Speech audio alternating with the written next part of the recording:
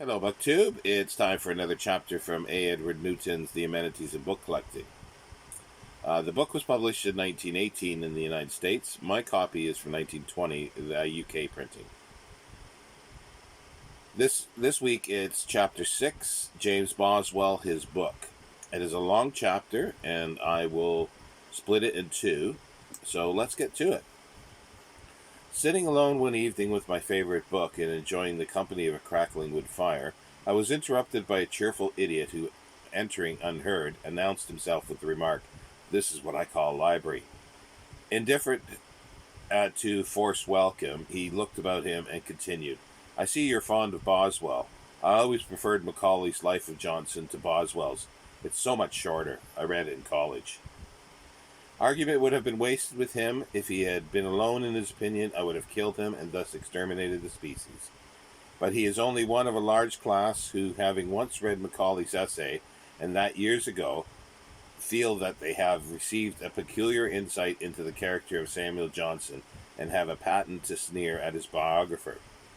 Having a case of books by and about the dear old doctor, I have acquired a reputation that plagues me.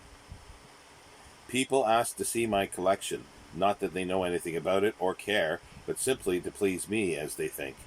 Climbing to unusual intellectual heights, when safe at the top, where there is said to be always room, they look about and with a knowing leer murmur, "Oh, rare Ben."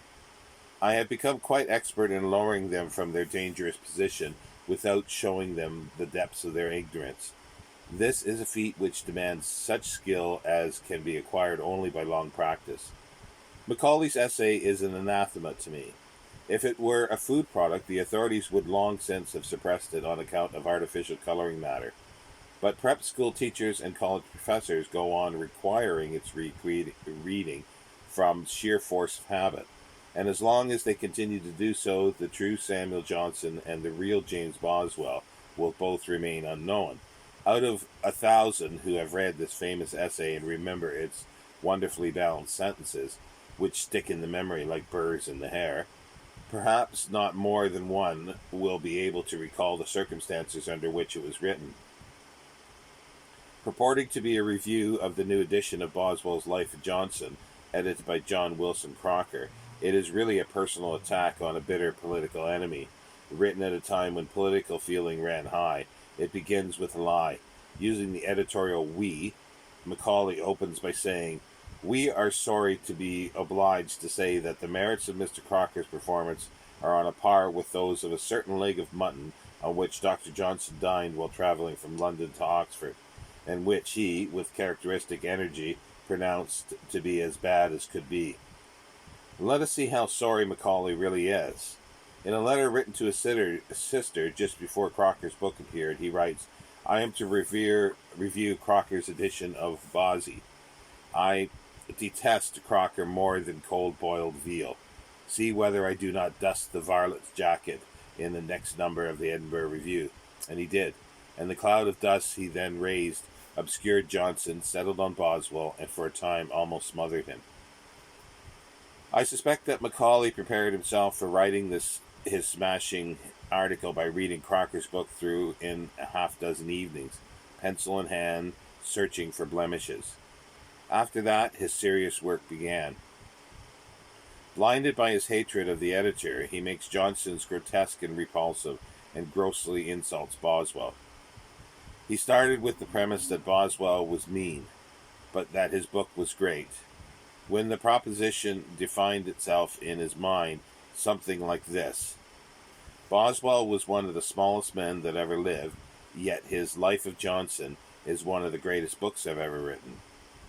Boswell was always lying himself at the feet of some eminent men, begging to be spit upon and trampled on, yet as a biographer he ranks with Shakespeare as a dramatist. And so goes on until at last, made dizzy by the sweep of his verbal seesaw and the lilt of his own brutal rhetoric, he finally reaches the conclusion that because Boswell was a great fool, he was a very great writer. Absurdity can go no further. Well may we ask ourselves that Boswell had done to be thus pilloried. Nothing, except that he had written a book which is universally admitted to be the best book of its kind in any language. What manner of a man was James Boswell? He was, more than most men, a mass of contradictions. It would never, I think, have been easy to answer this question. Since Boswell answered it in his cocksure way and answered it wrongly, to answer it rightly is most difficult. It is so easy to keep ringing the changes on Macaulay. Any fool with a pen can do it. Some time ago, apropos of the effort being made to preserve the house at Great Queen Street in London, in which Boswell lived while he wrote the biography, some foolish writer in a magazine said, "Boswell shrivels more and more as we look at him. It would be absurd to preserve a memorial to him alone." Shrivels? Impossible. Johnson and Boswell, as a partnership, have been too long established for either member of the firm to shrivel. Unconsciously, perhaps, but consciously, I think, Boswell has so managed it that when the senior partner is thought of, the junior also comes to mind. Johnson's contribution to the business was experience and unlimited common sense. Boswell made him responsible for output. The product was words, merely spoken words, either of wisdom or of wit. Distribution is quite as important as production. Any railroad man will tell you so. Boswell had a genius for packing and delivering the goods so that they were, if anything, improved by time and transportation. Let me have one more fling at Macaulay. He missed, and for his sins he deserved to miss, two good things without which this world would be a sad place. He had no wife, and he had no sense of humor.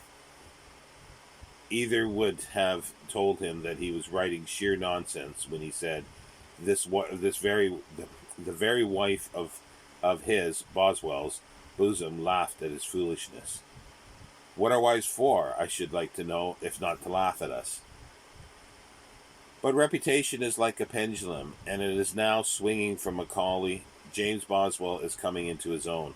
The biographer will outlive the essayist, brilliant and wonderful writer though he be, and I venture the prophecy that when the traveller from New Zealand takes a stand on the ruined arch of London Bridge to sketch the ruins of St. Paul, he will have a pocket edition of Boswell with him, in which to read something of the lives of those strange people who inhabited that vast solitude when it was called London.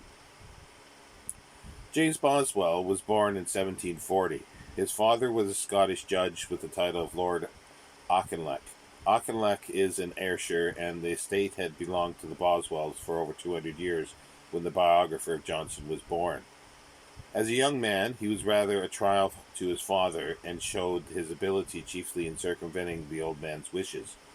The father destined him for the law, but he was not a good student and was fond of society, so the choice of the son was for the army. We, however, know Boswell better than he knew himself, and we know that when he fancied that he heard the call of the arms, that he really wanted was to parade around in a scarlet uniform and make love to the ladies. But even in those early days, there must have been something attractive about him, for when he and his father went up to London to solicit the good offices of the Duke of Argyll to secure a commission for him, the Duke is reported to have declined, saying, "My lord, I like your son. The boy must not be shot at for 3 shillings and 6 pence a day." Boswell was only 20 when he first heard of the greatness of Samuel Johnson and formed a desire to meet him, but it was not until several years later that the great event occurred. What a meeting it was! It seems almost to have been foreordained. A proud, flippant, pushing young particle, irresponsible and practically unknown, meets one of the most distinguished men then living in London, a man more than 30 years senior, and in almost in every respect the exact opposite, and so carries himself that, in spite of the rebuff or two at the start, we find Johnson a few days later shaking him by the hand and asking him why he does not come oftener to see him. The description of the first meeting between Johnson and Boswell, written many years afterwards, is a favorite passage with all good Boswellians. At last, on Monday, the 16th of May, 1763, and here Newton pauses for a footnote to say, "I receive a note I received a note some time ago from Christopher Morley saying, "Let us hereafter and forever drink tea together on this date in celebration of this meeting." And he continues with the quotes. I'll start it again. At last, on Monday, the 16th of May, 1763, when I was sitting in Mr. Davies' back parlor after having drunk tea with him as Miss and Mrs. Davies, Johnson unexpectedly came into the shop, and Mr. Davies, having perceived him through the glass door in the room in which we were sitting, advancing towards us, he announced his awful approach to me somewhat in the manner of an actor in the part of Horatio when he addressed Hamlet as the appearance of his father's ghost. "Look, my lord, it comes." This is a good example of Boswell's style. In the fewest possible words, he creates a picture which one never forgets. We not only hear the talk, we see the company, and soon come to know every member of it. Without this great meeting, the world would have lost one of the most wonderful books ever written. Boswell himself would probably never have been heard of, and Johnson today would be a mere name instead of being, as he is next to Shakespeare, the most quoted of English authors. As Augustine Burrow has pointed out, we have only talk about other talkers. Johnson is a matter of record. Johnson stamped his image on his own generation, but it required a genius of Boswell to make him known to others, to ours, and to all generations to come. Great as Johnson is, says Burke, he is greater in Boswell's books than in his own. That we now speak of the age of Johnson is due rather to Boswell than the author of the Dictionary, Rasselas, and Endless Ramblers. Someone has said that the three greatest characters in English literature are Falstaff, Mr. Pickwick, and Dr. Johnson. Had Boswell created the third of this great trio, he would indeed rank with Shakespeare and with Dickens. But Johnson was his own creation, and Boswell, posing as an artist, painted his portrait as mortal man has never been painted before. In his pages, we see the many-sided Johnson, the great burly philosopher, scholar, wit, and ladies' man. Boswell makes him a shade too austere, more clearly than any other man who ever lived. As a portrait painter, Boswell is the world's greatest artist, and he is not simply a portrait painter. He is unsurpassed in composition, atmosphere, and color. His book is like Rembrandt's Night Watch. The canvas is crowded, the portraits all are faultless and distinct. But there's one dominating figure standing out in front of the rest, one masterly, unsurpassed, and immortal figure. Boswell, when he first met Johnson, was 22 years of age. A year later he writes him, "It shall be my study to do what I can to render your life happy, and if you die before me, I shall endeavor to do honor to your memory." He kept this word from that hour almost to the time of Johnson's death. I say almost, for just before the end there seems to have fallen upon their friendship a shadow, the cause of which has never been fully explained. They were unreservedly friends. Superficially, they had little in common, but in essentials, all that was important, and they supplemented each other as no two men ever have done before or since. Reading the life casually, as it is usually read, one would suppose that they were very much together, but such is not the case. Birkbeck Hill, Boswell's most painstaking editor, has calculated that, including the time when Boswell and Johnson were together in the Hebrides, they could have seen each other only for 790 days in total. And this on the assumption that Boswell, when in London, was always in Johnson's company, which we know was not the case. Moreover, when they were apart, there were gaps of years in their correspondence. Boswell, however, weaves the story of Johnson's life so skillfully, and we come to have the feeling that whenever Johnson was going to say anything important, Boswell was at his side. Johnson, in speaking of his dictionary, once said, "Why, sir, I know very well how to go about it, and I have done it very well." Boswell would have said the same of his great work. We had no great biography before his, and in comparison, we have had none since. The combination of so great a subject for portraiture and so great an artist had never occurred before and may never occur again. Geniuses ordinarily do not run in couples. Boswell hoped that his book would bring him fame. Over it, he labored at a time when labor was especially difficult for him. For it was prepared to, for he was prepared to sacrifice himself, his friends, anything, whatever would aid, whatever would add to his book's value, he would include at whatever cost. A more careful and exact biographer never lived. Reynolds said of him that he wrote as if he were under oath, and we all remember the reply he made to Hannah More, who, when she heard he was engaged in writing a life of her revered friend, urged him to mitigate somewhat the asperities of his disposition. "No, madame, I will not cut his claws or make any tiger a cat to please anyone." And for writing this book, Boswell has been held up to almost universal scorn. His defenders have been few and faint-hearted. I have never derived much satisfaction from I have never derived much satisfaction from Boswell's rescue, the word in Lowell's by Carlyle. That unhappy old dyspeptic, unable to enjoy a good dinner himself, would not forgive Boswell his gusto for the good things of life. What were Boswell's faults above those of other men that stones should be thrown at him? He drank too much, true, but what of it? Who in his day did not? Johnson records that many of his most respectable friends in the cathedral city of Lichfield went nightly to bed drunk. He was an unfaithful husband, admitted, but Mrs. Boswell forgave him, and why should not we? He was proud, but the pride of race is not unheard of in the scion of an old family, nor did he allow his pride to prevent his attaching himself to an old man who admitted that he hardly knew who was his grandfather. He had a taste for knowing people highly placed.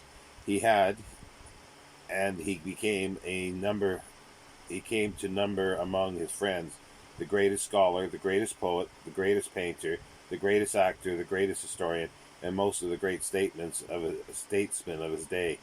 And these men, though they laughed with him frequently and at him sometimes, did not think him altogether a fool. He was vain and foolish, yes, and inquisitive, yet, while neither wise nor witty himself, he had an exquisite appreciation of wit in others. He carried repartees and arguments with accuracy. Mrs. Thrall very cleverly said that his long head was better than his shorthand, yet, as someone has pointed out, to follow the hum of conversation with so much intelligence required unusual quickness of apprehension and cannot be reconciled with the opinion that he was simply endowed with memory. He lived beyond his means and got into debt. I seem to have heard something of this of other men whose fathers were not enjoying a comfortable estate and whose children were not quite adequately provided for. Let there be an end to the discussion of the weaknesses of Boswell. They have been sufficiently advertised and his good qualities overlooked. If a man is a genius, let his personal shortcomings be absorbed in the greatness of his work. The worst that can be fairly said of Boswell is that he was vain, inquisitive, and foolish. Let us forget the silly questions he sometimes put to Johnson, and remember how often he started something which made the old doctor perform at his unrivaled best. The difficulty is that Boswell told on himself. As he was speaking to Johnson one day of his weaknesses, the old man admitted that he had them too, but added, "I do not tell them. A man should be careful not to tell tales of himself to his own disadvantage." It would have been well for Boswell if Boswell could have remembered this excellent bit of advice, but Johnson's advice, whether sought or unsought, was too frequently disregarded. One of his most intimate friends, Sir Joshua Reynolds, has testified to his truthfulness, and even a casual reader of his life will admit that he was courageous. Tossed and gored by Johnson, as he frequently was, he always came back, and much as he respected the old man, he was never overawed by him. He differed with him on the wisdom of taxing of the American colonies, on the merits of the novels of Fielding and the poetry of Gray, and on many other subjects. To differ with Johnson required courage and conversational ability of no common order. Indeed, it may be doubted whether next to Johnson himself, Boswell was not the best talker in the circle, and Johnson's circle included the most brilliant men of his time. He was sometimes very happy in his reference to himself as where having brought Bodley and Johnson together, he compares himself to an isthmus connecting two great continents. Indeed, the great work is so famous as a biography of Johnson, and that few people realize to what an extent and how subtly Boswell has made it his own autobiography. Johnson once said, "Sir, the biographical part of literature is what I love best. I am inclined to think that it is so with most of us. It would have been impossible for Boswell, the biographer par excellence, not to have told in a way or another the story of his own life." He told it in his account of the island of Corsica and in the letters of his lifelong friend Temple.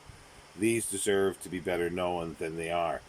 They are indeed just such letters as Samuel Pepys might have written in cipher to his closest friend, whom he had already provided with a key. The first letter of this correspondence is dated Edinburgh, 29th of July, 1758, when Boswell was 18 years of age, and the last was on his writing desk in London, when the shadow of death fell upon him 37 years later. The manner in which these letters came to be published is interesting. An English clergyman touring in France, having occasion to make such small purchases in a shop in Boulogne, observed that the paper in which they were wrapped was a fragment of an English letter. Upon inspection, a date and some well-known names were observed, and further investigation showed that the piece of paper was part of a correspondence carried out nearly a century before between Boswell and a friend, the Reverend William Johnson Temple. On making inquiry, it was ascertained that the piece of paper had been taken from a large parcel recently purchased from a hawker who was in the habit of passing through Boulogne once or twice a year for the purpose of supplying the different shops with paper. Beyond this, no further information could be obtained. The whole contents of the parcel was immediately secured. At the death of the purchaser of these letters, they passed into the hands of a nephew, from whom they were obtained and published in 1857, after such editing and expurgating as was then fashionable.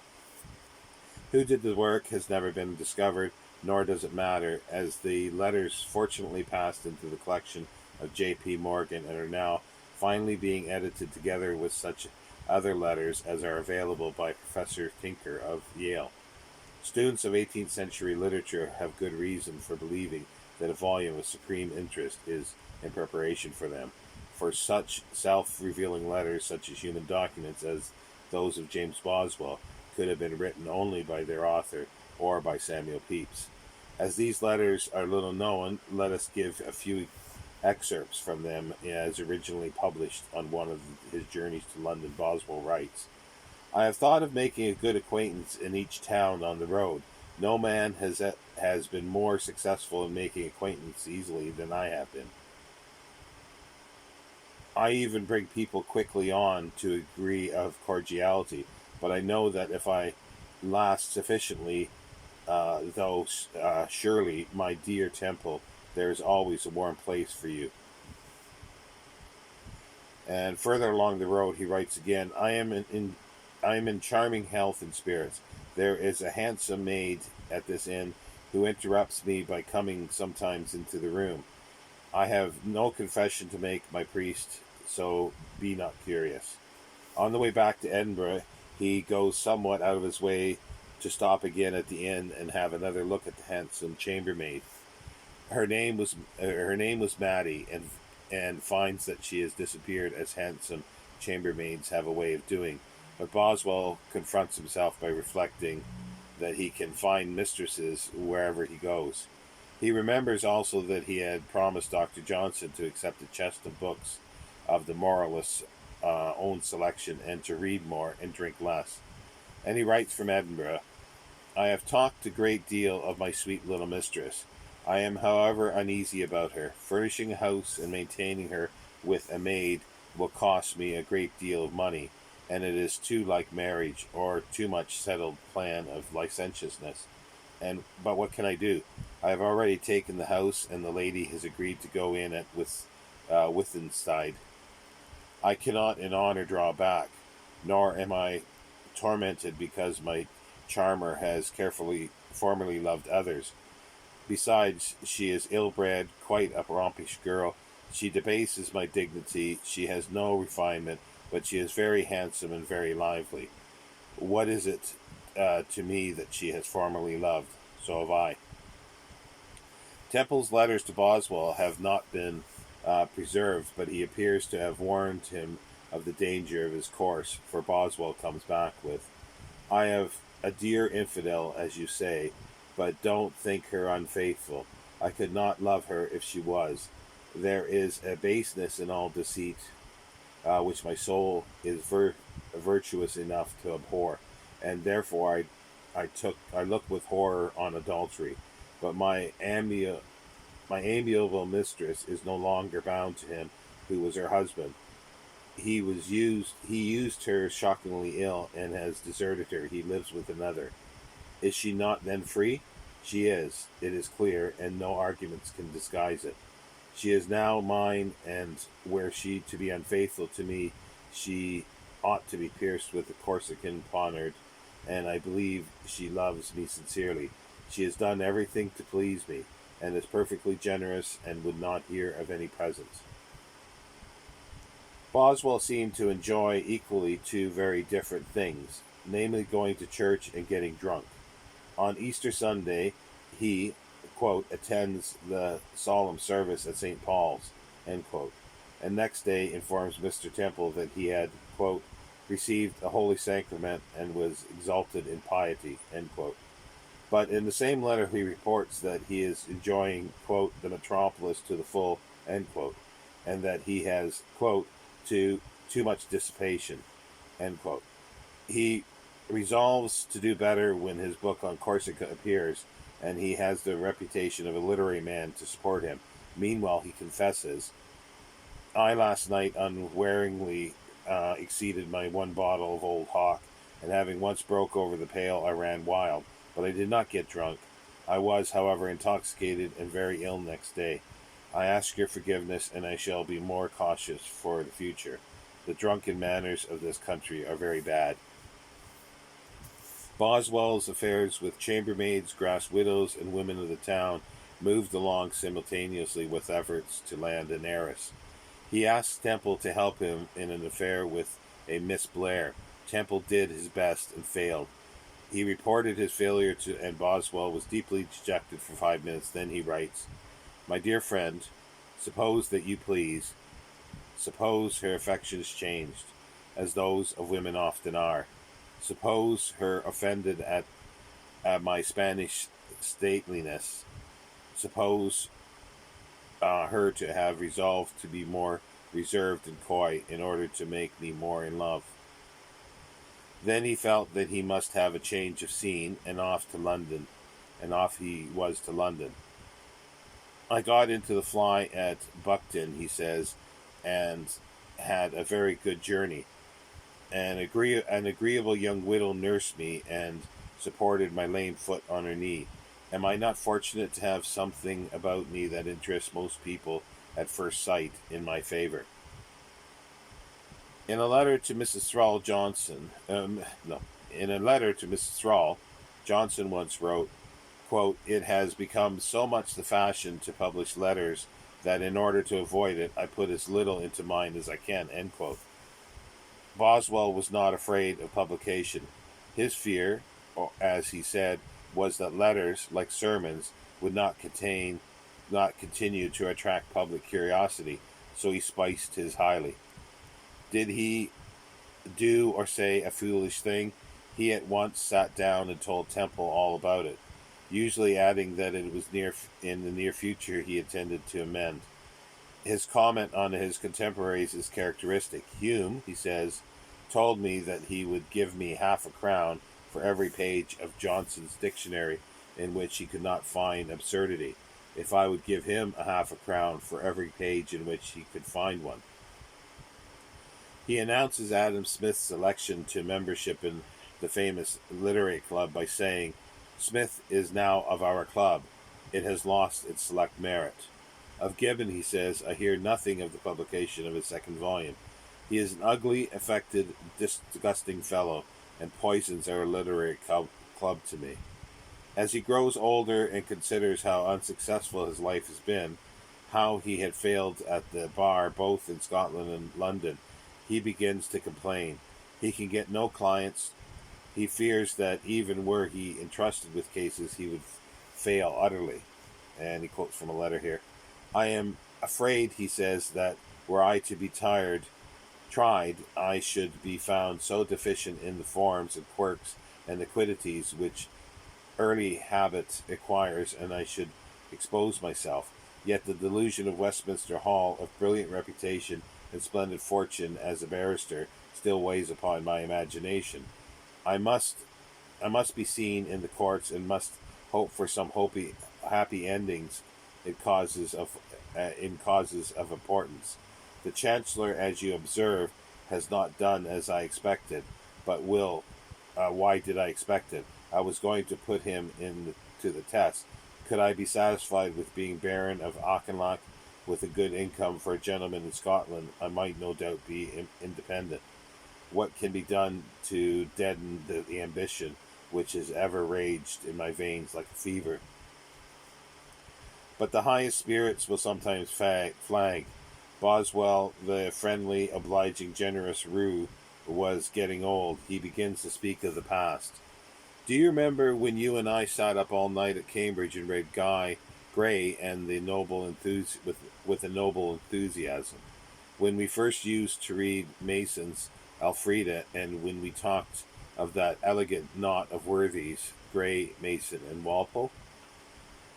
Elfrida calls itself on the title page a dramatic poem written in the model of the ancient Greek tragedy. I happen to own and value highly the very copy of this one famous poem which Boswell had and Temple read together. On the flyleaf, under Boswell's signature, is a characteristic note in his bold, clear hand, a present from my worthy friend Temple. He becomes more than ever before the butt of his acquaintance. He tells his old friend of a trick which has been played on him, only one of many. He was staying at a great house crowded with guests. I and two other gentlemen were laid in one room. On Thursday morning my wig was missing. A strict search was made, all in vain. I was obliged to go all day in my nightcap, and absent myself from the party of ladies and gentlemen who went and dined with an earl on the banks of the lake, a piece of amusement which I was glad to shun, as well as a dance which they had at night. But I was in a ludicrous situation. I suspect a wanton trick, which some people think witty, but I thought it very ill-timed to one in my situation. When his father dies and he comes into the estates, he is deeply in debt. He hates Scotland. He longs to be in London. He enjoys the club to see Johnson, to whom he writes of his difficulties, asking his advice. Johnson gives him just such advice as might be expected. To come hither with such expectations at the expense of borrowed money, which I find you were to borrow, can hardly be considered prudent. I am sorry to find that your solicitation seems to imply that you have already gone through a length of your credit. This is to set the quiet of your whole life at hazard. If you anticipate your inheritance, you can at least inherit nothing. All that you receive must pay for the past. You must get a place or pine in penury, with the empty name of a great estate. Poverty, my dear friend, is so great an evil that I cannot but earnestly enjoin you to avoid it. Live on what you have, live if you can on less. Do not borrow either for vanity or pleasure. The vanity will end in shame, and the pleasure in regret. Stay therefore at home till you have saved money for your journey hither. His wife dies, and Johnson dies. One by one, the props are pulled from under him. He drinks constantly, gets drunk, is in this condition knocked down in the streets and robbed, and thinks with honor of giving up his soul, intoxicated to his Maker. O Temple, Temple, he writes, in this realizing any of the towering hopes which have so often been the subject of our conversational letters. At last he begins a letter which he is never to finish. I would fain write you in my own hand, but really cannot. These were the last words poor Boswell ever wrote. And we'll pause there because the rest of it is we're about halfway through at this point. See you in a bit, book 2.